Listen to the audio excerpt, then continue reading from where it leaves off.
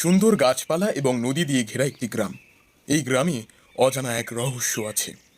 এই ছোট্ট গ্রামের সেই রহস্য গল্পে আপনাদের স্বাগত। এখানে এক অদ্ভুত রহস্যময় জায়গা আছে, একটি হাট, যা মানুষের নয়, এটি জিনেদের হাট।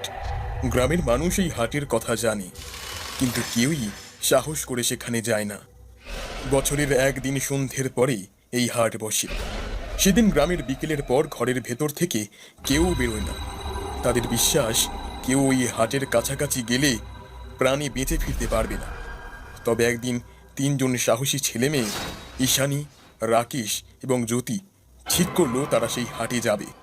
সন্ধ্যের সময় ঈশানী, রাকেশ এবং জ্যোতি তিনজনে গ্রামের রাস্তা দিয়ে হাঁটছে।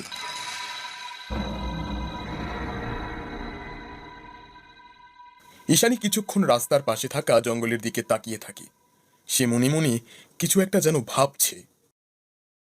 রাকেশ, তুমি বলছো ওই বনের মধ্যে সত্যিই তাহলে জিনেদের হাট আছে?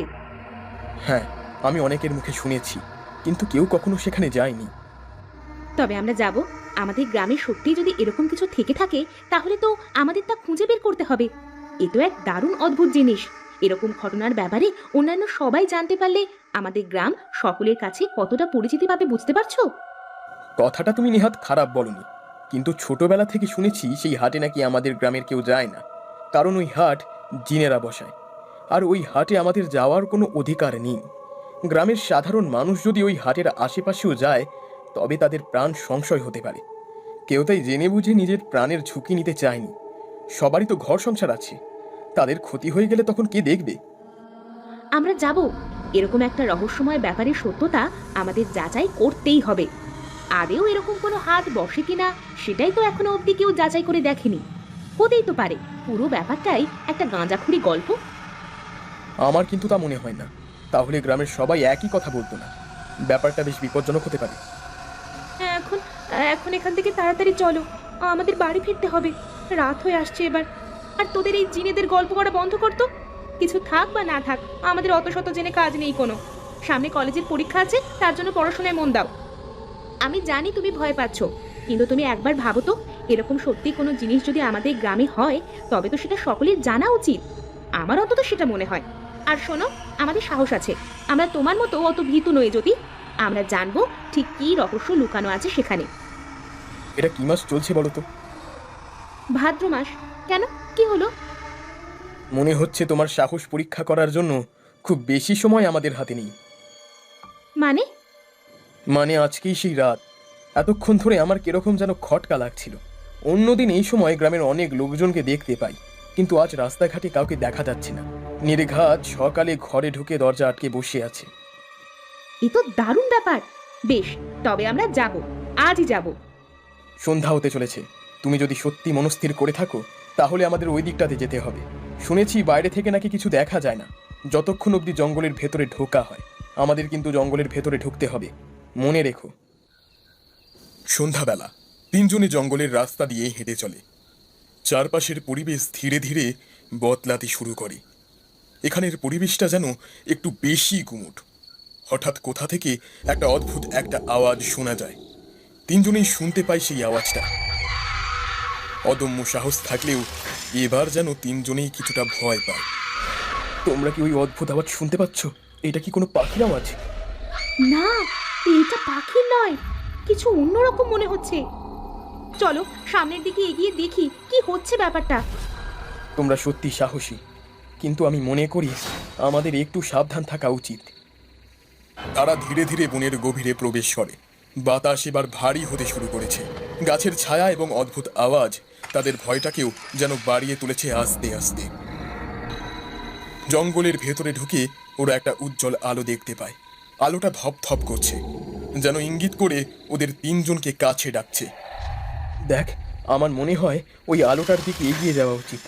ওটা কিসের আলো? মনে হচ্ছে এবার আমরা ঠিক জায়গায় পৌঁছে গেছি। আমার মনে হয় এই ধরনের কিছু দেখা আমাদের জন্য একেবারেই উচিত হচ্ছে না। আমরা কি এটা ঠিক করছি? দেখাই যাক না কি হয়। আলোটা কিন্তু আমার বেশ রহস্যজনক লাগছে। ওখানে কি তবে জিনেদের সেই হাট? তারা আলোর দিকে এগিয়ে গেল। আলোটা যেন অদ্ভুত রকমের। তারা বুঝতে পারল এইটাই সেই রহস্যময়ী হাটের প্রবেশদ্বার। হাটের মধ্যে অনেক জিন একত্রিত হয়ে বসেছে, তাদের মুখে অদ্ভুত হাসি। তারা যেন অধীর আগ্রহে এই তিনজনের জন্যই অপেক্ষা করছিল। আমরা কাদের দেখতে পাচ্ছি? এরা তো মানুষের সন্তান না। এত সাহস! কিভাবে তোমরা এখানে আসলে? আমরা জানতে এসেছি তোমরা কারা, তোমাদের হাটে কি হয়। জানতে চাও? তাহলে আমাদের অতিথি হও, আমরা তোমাদের সত্যি দেখাবো। জিনেদের মধ্যে একটা চাপা উত্তেজনা দেখা যায়।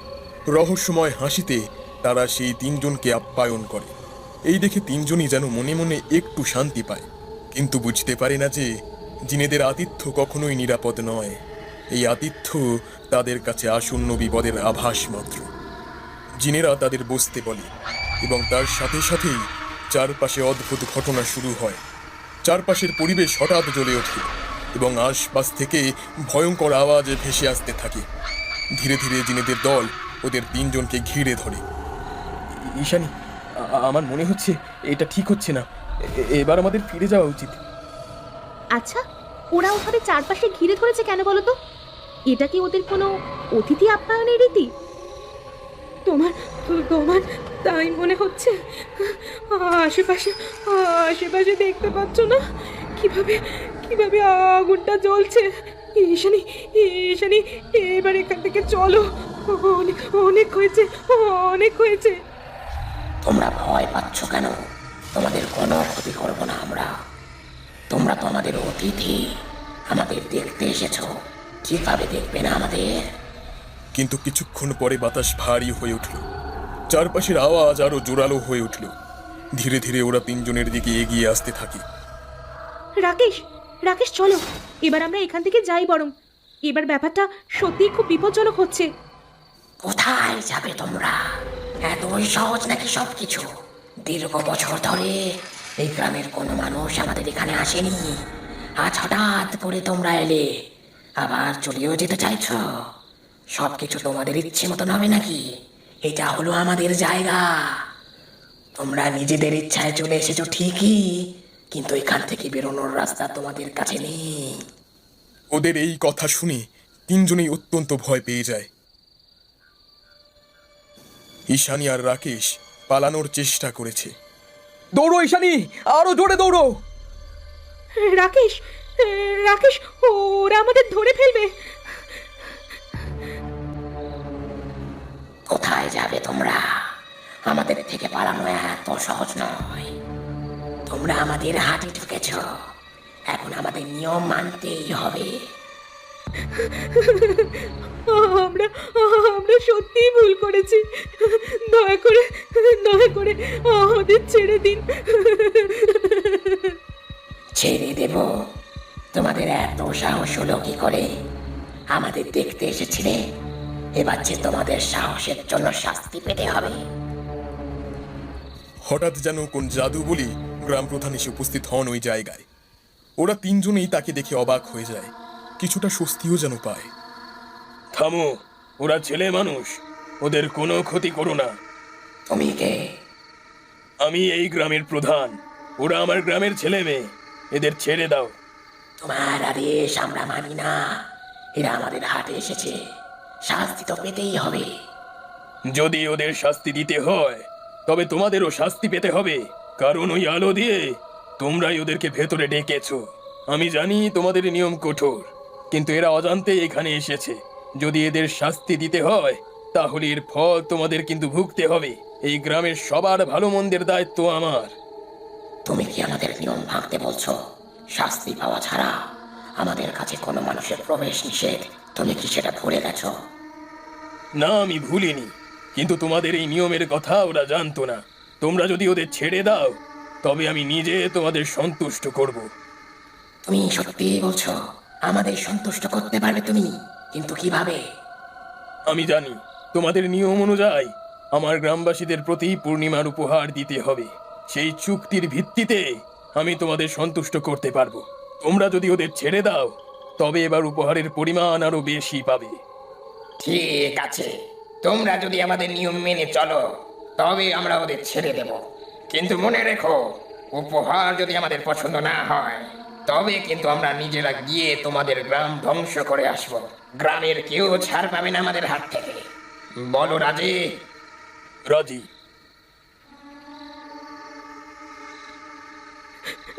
ধন্যবাদ, ধন্যবাদ প্রধান কাকা। আপনি না আসলে আমরা হয়তো আটকা পড়েই যেতাম। আমরা কখনো ভাবিনি এমন কিছু হবে। সত্যি আজ আমাদের অনেক বড় বিপদের থেকে আপনি রক্ষা করেছেন। সব সময় মনে রাখবে, সাহস আর কৌতূহল ভালো, কিন্তু বিপদের সম্মুখীন হলে সতর্ক থাকাও বুদ্ধিমানের কাজ। আমি আমি সত্যি খুব ভয় পেয়ে গেছিলাম। আমরা আমরা এখন বিপদের থেকে মুক্তি পেয়েছি জ্যোতি, আর চিন্তা করো না।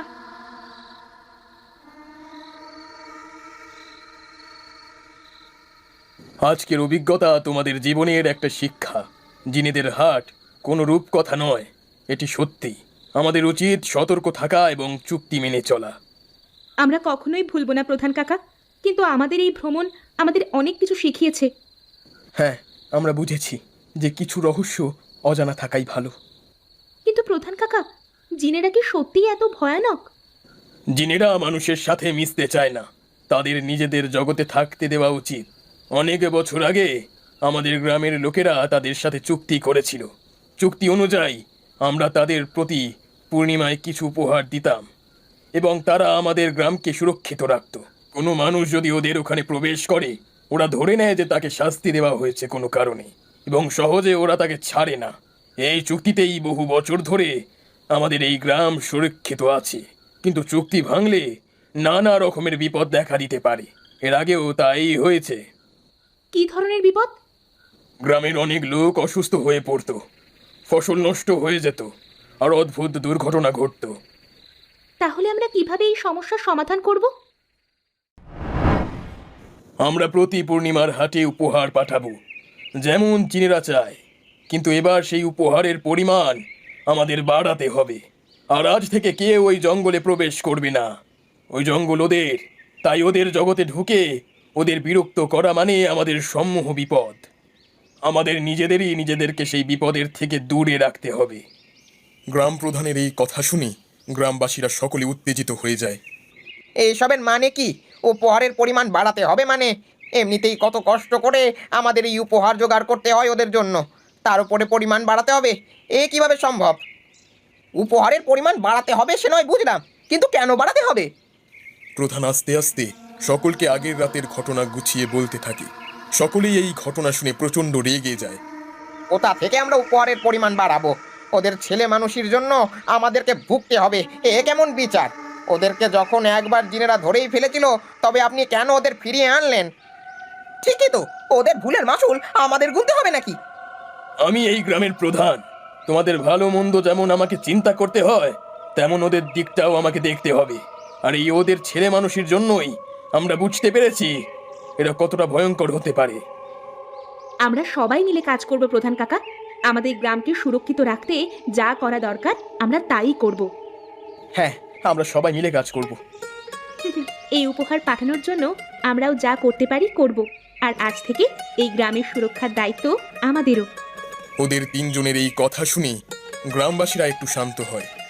সবাই মিলে কথা দেয় যে তারা ভবিষ্যতে এরকম কাজ আর কখনোই করবে না, এবং যাই হয়ে যাক না কেন গ্রামের সকলে একে অপরের পাশে থাকবে।